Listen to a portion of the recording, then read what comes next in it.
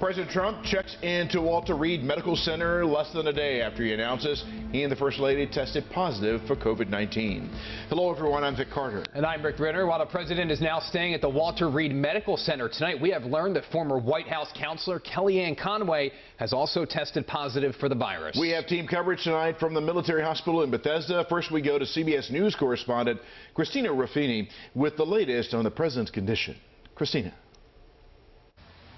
President Trump was flown from the White House to Walter Reed National Military Medical Center on Friday to be treated for the coronavirus. The White House says the president will spend the next few days there out of an abundance of caution. Before he left the White House, the 74-year-old president tweeted a brief video statement. I want to thank everybody for the tremendous support.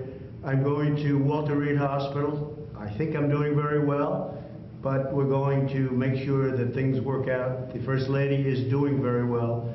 CBS News has learned President Trump is experiencing mild symptoms, including a low-grade fever. The president did not go to the emergency room here at Walter Reed, but went instead directly to the presidential suite.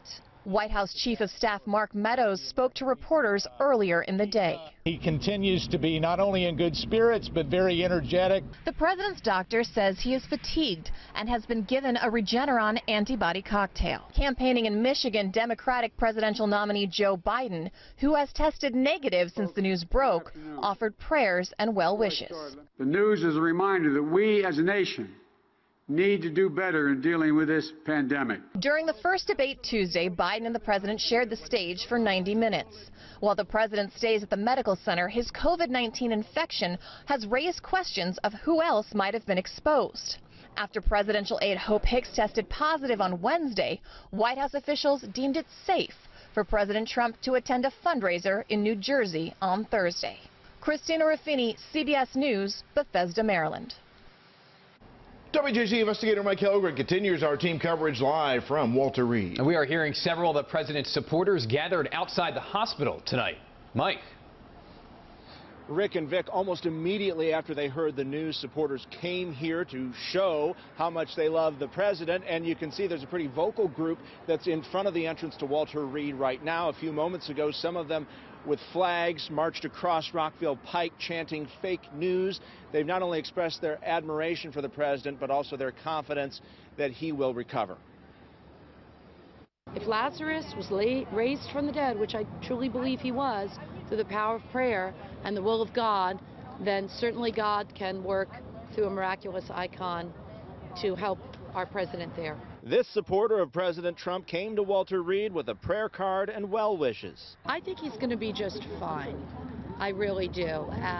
He's a strong man. In addition to supporters, there was a large police presence outside the Bethesda hospital Friday. President Trump has a suite here and can receive around-the-clock medical care if it's needed.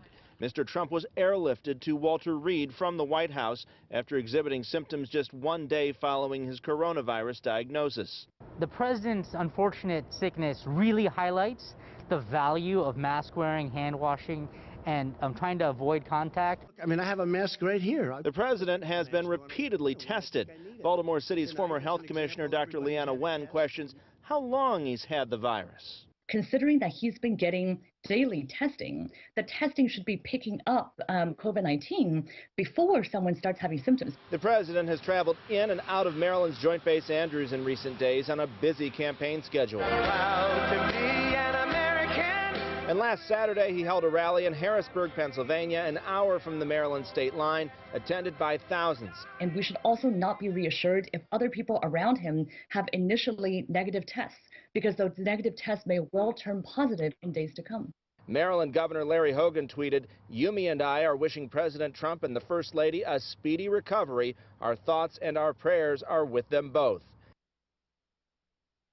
And another live look at the supporters of President Trump who've gathered here outside the gates of Walter Reed. We should also note that more than 3,800 Marylanders have died from COVID-19 since this pandemic began, and it could be weeks before we know the full extent of the health impact on the president and the First Lady.